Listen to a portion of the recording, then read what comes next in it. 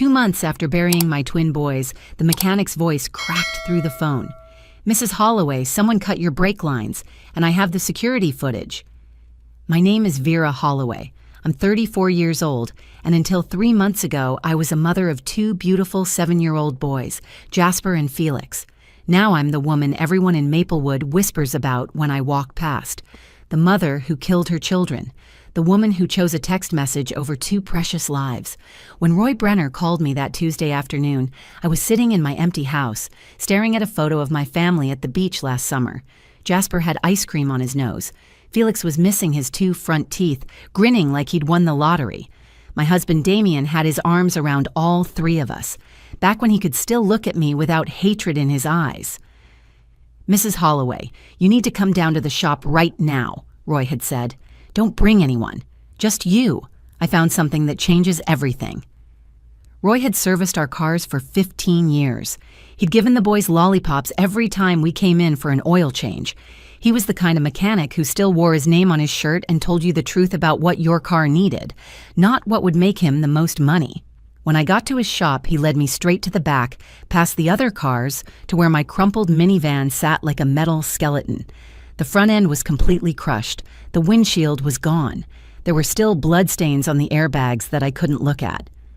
"I've been doing this for 25 years, Roy said, pulling on his work gloves. "Something about your brake failure didn't sit right with me, so I did some extra investigating."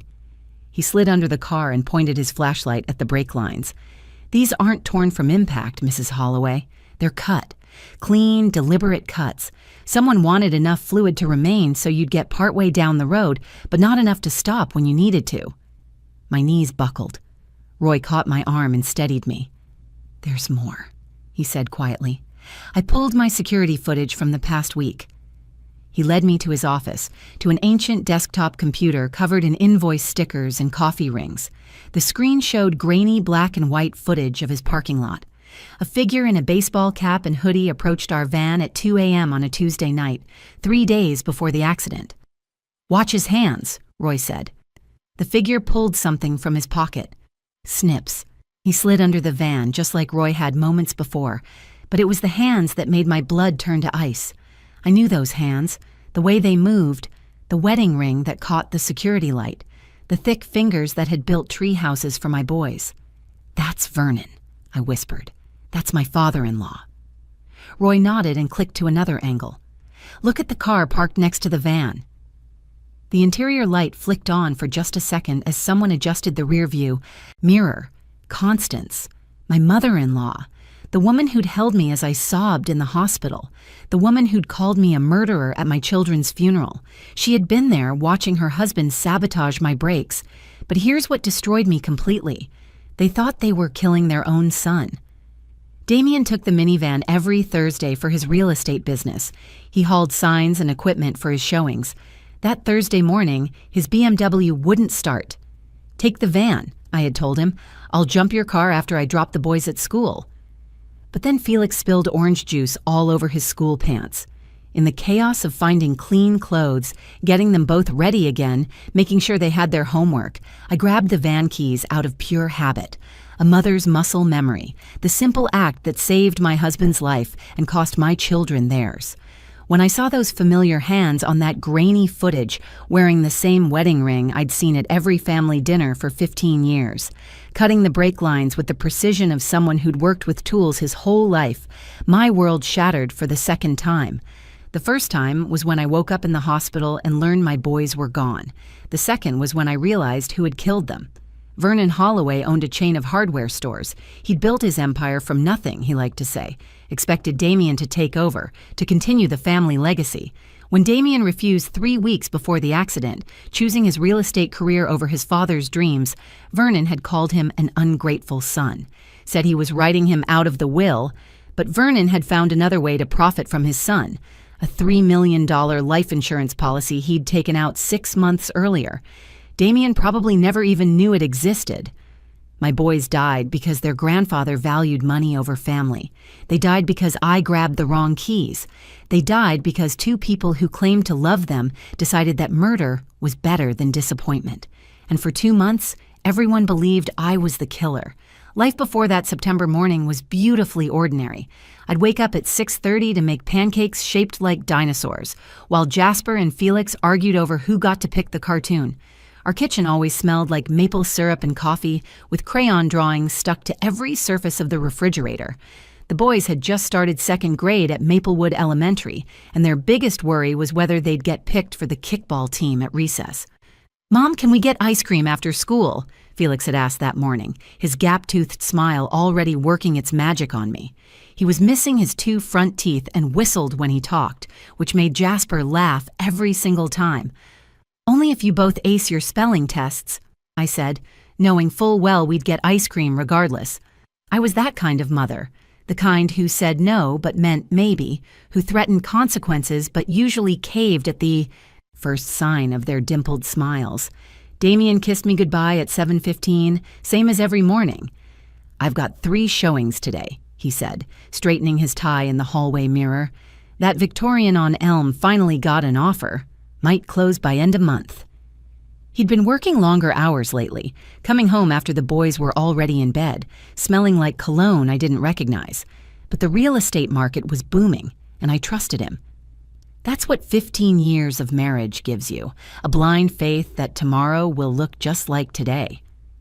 My mother-in-law Constance had called the night before with an unusual request.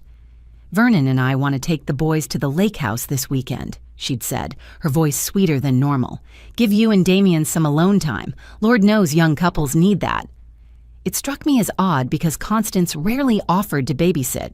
She was the type of grandmother who loved her grandsons fiercely but preferred them in small doses, usually at restaurants where other people could see her being a doting grandmother. Vernon had been different with the boys. He'd taught them to use a hammer, let them help in his workshop building birdhouses.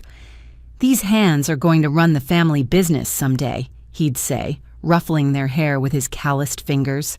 Jasper loved the smell of sawdust and wood stain. Felix preferred the store's candy aisle but pretended to love tools to make his grandfather proud. That morning felt rushed, but normal. I packed 2 identical lunches, peanut butter and jelly cut into triangles, apple slices, and juice boxes. Jasper had forgotten his library book, so we had to run back inside. Felix couldn't find his lucky pencil, the one with the race car eraser.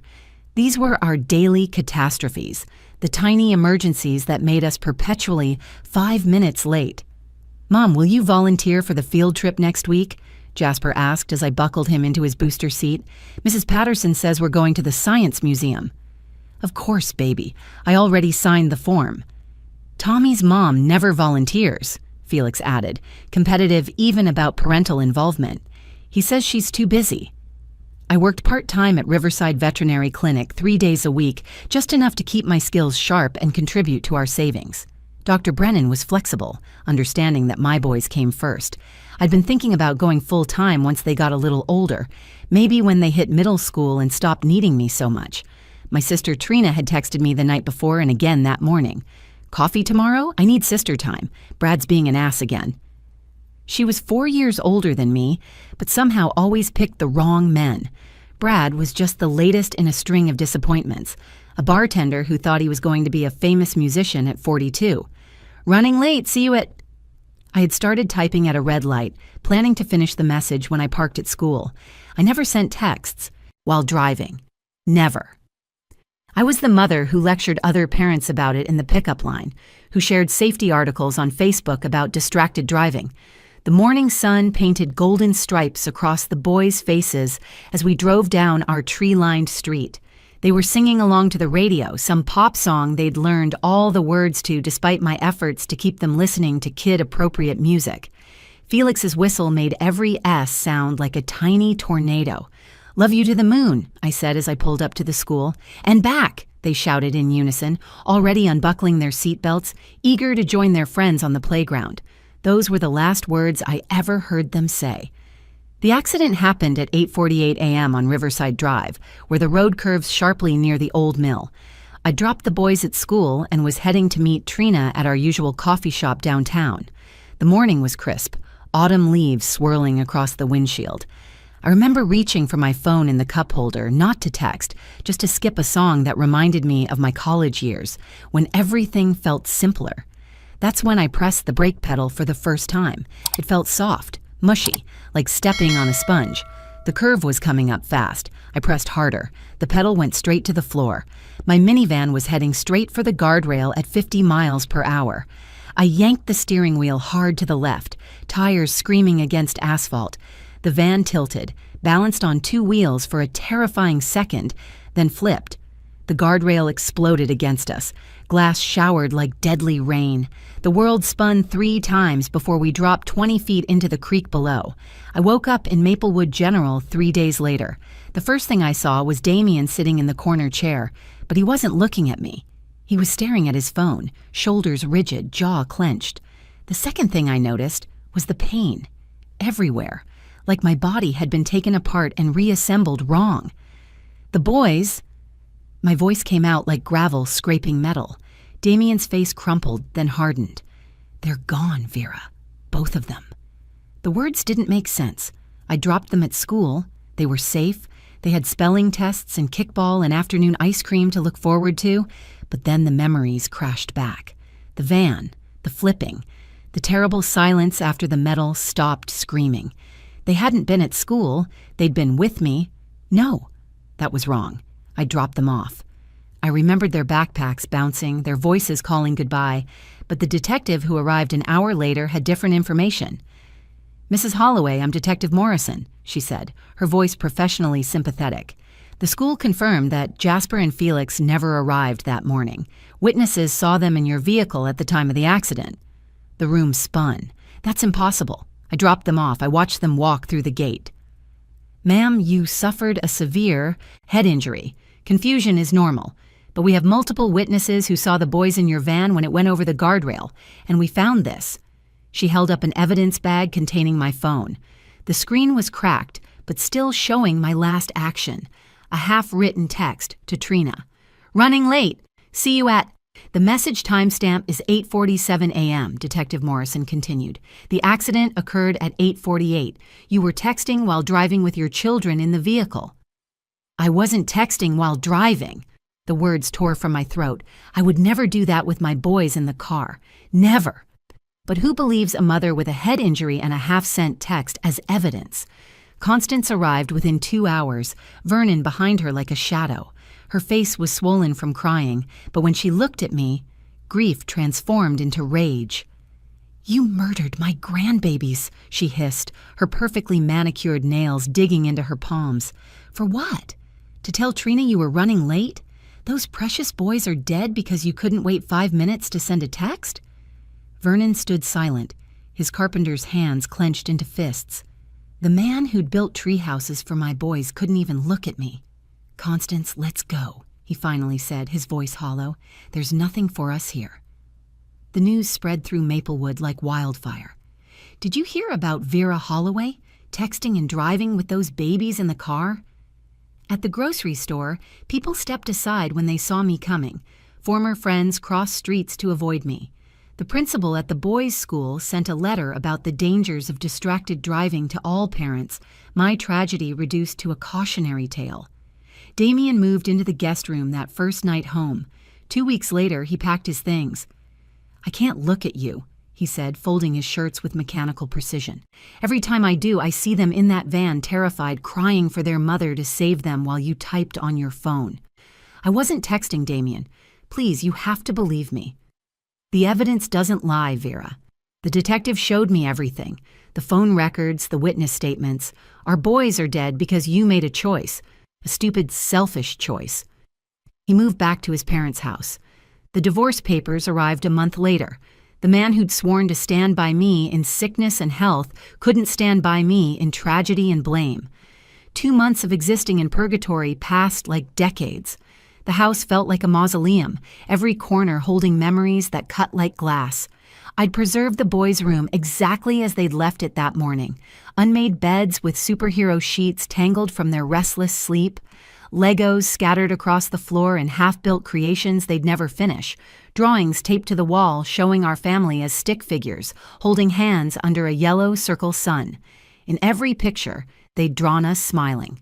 I survived on automatic pilot. Wake up, make coffee, sit at the kitchen table, stare at nothing, sleep, Repeat. The life insurance company refused to pay out because I'd been found negligent. The mortgage was overdue. Bill collectors called daily, but I stopped answering the phone. What was the point? Everyone in town had already judged and sentenced me. Trina tried to visit weekly, bringing casseroles I wouldn't eat and comfort I couldn't accept. Vera, you need to fight this, she'd say. This isn't like you. The sister I know would never text and drive with her boys in the car. The evidence says otherwise, I'd respond, my voice flat and dead as everything else about me. My parents had flown up from Florida for the funeral, then fled back to their retirement community as soon as the last shovel of dirt hit the caskets. Dad had hugged me once, stiffly, like I might contaminate him with my guilt. Mom had whispered, "How could you?" before getting on the plane. They hadn't called since. The car had been towed to Brenner's auto shop for the insurance investigation. I'd signed whatever papers they put in front of me without reading them. The twisted metal that had been our family van was the last thing I wanted to think about. But Roy Brenner wasn't the type to let things go unexplored. On a gray Tuesday afternoon, my phone rang. I almost didn't answer, assuming it was another creditor or someone calling to express their disgust. But Roy's name on the caller ID made me pause. He'd always been kind to the boys. "Mrs. Holloway, I need you to come down here," he said, his usually cheerful voice serious and tight. "Don't bring anyone, just you. This is important." "Roy, I can't look at that van. Please don't ask me to do that. You need to see what I found. It changes everything. Everything, Vera." Something in his voice made me grab Damien's old truck keys. He'd taken the BMW when he left, abandoning the beat-up Ford he'd had since college. The drive to Brenner's auto shop took 12 minutes. I counted every second, wondering what could possibly matter anymore. The shop smelled like motor oil and coffee, familiar scents from years of routine maintenance and friendly chats while waiting for oil changes. Roy led me past the regular repair bays to the back lot where insurance claims waited for processing. My van sat in the corner, compressed and broken, its cheerful burgundy paint now scratched and stained with creek mud. "I've been doing this for 25 years, Roy said, pulling on his work gloves. "When they brought your van in, something bothered me. The insurance investigator just looked at the obvious damage, checked the boxes, and left. But I kept thinking about those boys, about how you always made them wear their seatbelts before you'd even start the engine." He grabbed a trouble light and slid under the wreckage. "Look here," he said, pointing to the brake lines. "See these cuts? They're not torn from impact. They're clean, precise. Someone cut these lines with tools, probably aviation snips. They left just enough fluid so you'd get down the road a ways, but not enough to stop when you really needed to." My legs went weak. I grabbed the van's crumpled bumper to steady myself. "Someone tried to kill me?" "Someone tried to kill someone," Roy corrected, pulling himself out from under the vehicle. "Question is, who was supposed to be driving that morning?" Then it hit me like a physical blow. Thursday was Damien's usual day to take the van. He hauled real estate signs, lawn decorations, and staging materials for his properties. He complained about it constantly, said it made him look less professional, but admitted it was practical. That Thursday morning, his BMW wouldn't start. "Take the van," I'd told him while packing the boys' lunches. "I'll jump your car after I drop them at school." But then Felix had spilled orange juice all over his school pants. In the chaos of finding clean clothes, making sure they weren't late, getting them both buckled in while they complained about missing morning recess, I'd grabbed the van keys out of pure habit. Muscle memory, a mother's automation that saved my husband's life and cost my children theirs. "Roy, do you have security cameras?" He nodded grimly. I had the same thought. "Let me show you what I found." Roy led me to his cluttered office, past invoices yellowed with age and a calendar still showing the wrong month.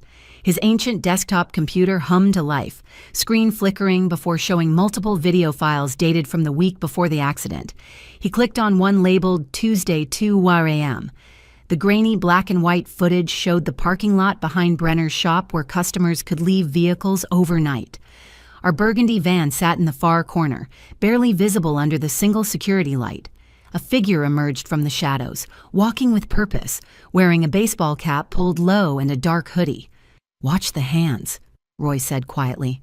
The figure pulled something from his pocket. The security light caught the metal gleam of aviation snips. Professional grade, the kind sold at hardware stores. He dropped to his knees beside our van, then slid underneath with practiced ease. Those hands worked methodically, deliberately, but it was when he emerged and turned slightly toward the camera that my blood turned to ice. The wedding ring on his left hand caught the light, a thick gold band with 3 small diamonds that Vernon had worn for 40 years. The same ring I'd seen him twist when he was angry, the same hands that had built my boys' tree houses now destroying their future. "That's Vernon," I whispered, my voice barely audible. "That's my father-in-law." Roy nodded and clicked to another file. "There's more. Look at the car parked 20 feet away." A dark sedan sat in the shadows, someone visible in the driver's seat. The person shifted, adjusting the rearview mirror, and for 1 second the interior light illuminated her face. Constance. She'd been there watching, making sure her husband completed his task. The woman who'd held my boys as babies, who'd sung them lullabies, sat complicit in planning murder. "I need to make copies of these files," Roy said, already pulling out USB drives. "This is evidence of attempted murder." "They were trying to kill Damien," I said, the pieces falling together with horrible clarity. "He always took the van on Thursdays. They knew his schedule." Roy pulled up another document on his computer. "I did some research after finding those cut brake lines. Public records show Vernon took out a $3 million life insurance policy on Damien 6 months ago. As his father and business partner in the family stores, he could do it without Damien's knowledge." 3 weeks before the accident, Damien had come home from Sunday dinner at his parents' house in a rage. "Dad gave me an ultimatum," he'd said, pacing our bedroom. "Take over the hardware stores or be cut from the will. I told him I'd rather be disowned than give up everything I've built. He called me an ungrateful son, said I was spitting on everything he'd worked for." Vernon had found another way to profit from his son's choice. I called Detective Morrison from Roy's phone, my hands shaking so violently I could barely dial. "Detective, this is Vera Holloway. I'm at Brenner's auto shop. You need to come here immediately with a forensics team." She arrived within 15 minutes, skeptical until Roy showed her the footage and the brake lines. Her professional composure cracked when she saw Vernon's face clearly in the enhanced video Roy had managed to brighten. "We'll need to verify this evidence," she said, but her tone had changed completely. "Mr. Brenner, I'll need all your original files and a statement." The arrest happened that evening. Vernon was in his study at home, reviewing inventory reports when police surrounded the house. Constance tried to run, actually tried to escape through the back door in her nightgown and slippers, but they caught her in the garden where she'd taught my boys to plant tomatoes. Under interrogation, Constance broke within 3 hours. "It was supposed to be Damien," she sobbed to the detectives. "He was destroying the family legacy. Vernon worked 40 years building that business empire, and Damien just threw it away for what? Selling other people's houses? The brake lines were calculated to fail on Highway 47, where Damien always drove to his Thursday property tours. The ravine there is deeper. No one would survive." "But my boys were in that van," I said when Detective Morrison played me the confession tape. "We never meant for the boys to be hurt," Constance had wailed in the recording. "They were supposed to be at school. You were supposed to be in the BMW. If that stupid car had started like it should have, if Felix hadn't spilled his juice, if you hadn't taken the van by mistake, everything would have gone according to plan." Vernon never confessed. He sat, stone-faced through his trial, even when they played the security footage, even when they showed the receipt for the aviation snips purchased with his credit card, even when the forensic accountant testified about the life insurance policy with forged signatures. The trial lasted 3 weeks. I sat in that courtroom every single day, staring at the backs of Vernon and Constance's heads, wondering how people who'd bounced my children on their knees could plan their death so methodically. Vernon got life without parole for premeditated murder. Constance got 25 to life as an accomplice. When they read the verdict, she collapsed, screaming my boys' names, begging God for forgiveness I knew she'd never receive. "You killed my babies," I said during my victim impact statement, my voice steady for the first time in months. "You orphaned your own grandchildren for money and pride. Jasper and Felix died terrified and confused because their grandfather valued $3 million more than their lives.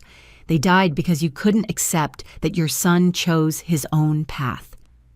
Damien came back the day after the verdict. He stood on our doorstep like a stranger, hollow-eyed and 20 pounds lighter. "I blamed you," he whispered, unable to meet my eyes. While my parents were holding me, consoling me, planning the funeral with me, they were the ones who killed our boys. I chose them over you. I abandoned you when you needed me most. We tried therapy. Dr. Martinez saw us twice a week for a year. We sat on her beige couch, attempting to rebuild something from ashes. But some bridges can't be unburned. Every time we looked at each other, we saw Jasper and Felix. Every shared memory led back to that morning, to orange juice on school pants, to keys grabbed in haste, to choices that seemed insignificant but changed everything. We divorced 2 years later, not from anger but from shared ghosts that made breathing in the same room impossible. Damien signed over the house to me, then disappeared to Seattle. I heard he's remarried now, has a daughter. I hope she has better grandparents than my boys did. I moved to Portland, started over at a new veterinary clinic where no one knew my story. Dr. Walsh hired me without asking about the gap in my resume, somehow sensing that some stories don't need to be told to be understood. My coworkers think I'm quiet, reserved. They don't know I'm just trying to make it through each day without seeing my boys' faces in every child that comes through the door. Trina visits me monthly, driving 3 hours each way. Our relationship rebuilt itself on the foundation of truth. Stronger now than before. "I should have believed you," she says every visit, and every time I tell her it's okay, even though we both know it will never really be okay. She's married now to a good man named David, who knows our whole story and still treats me like family. Roy Brenner refused payment for his investigation work. "Justice isn't a service you charge for," he said when I tried to give him a check. "Those boys deserve to have the truth known." He still sends me a Christmas card every year, signed from someone who believes in the truth. Last year, he included a photo of his new grandson, same age as my boys would have been. I volunteer now at a grief counseling center for parents who've lost children. Every Thursday evening, I sit in a circle with other broken parents, and sometimes I tell them my story. Not for sympathy, but as a reminder that truth has a way of surfacing, even from the darkest depths. That sometimes the people we trust most are the ones capable of the greatest betrayal. Last week, I received a letter from Constance in prison. The envelope sat on my kitchen counter for 3 days before I opened it. 10 pages of apologies, explanations, and desperate pleas for forgiveness. She wrote about how she dreams of the boys every night, how she wakes up thinking she hears them laughing. I burned the letter without responding. Some words don't deserve to be heard. Some forgiveness can't be given. I keep one photo on my nightstand now, taken the morning before everything changed. Jasper and Felix in their pajamas, morning sunlight streaming through the kitchen window, chocolate chip pancake smiles and messy hair. "Love you to the moon," I whisper to it every night. And back, my sweet boys, always and forever back. The mechanic who found those cut brake lines didn't just solve a crime. He gave me back my truth. In a world quick to judge and slow to question, Roy Brenner reminded me that sometimes the most important evidence isn't what everyone sees, but what one person is brave enough to look for. If this story touched you, please like this video and share it with someone who needs to hear it. Leave a comment below about a time when the truth came to light in your own life. And don't forget to subscribe to our channel for more powerful true stories every week. Your support helps us bring these important narratives to light.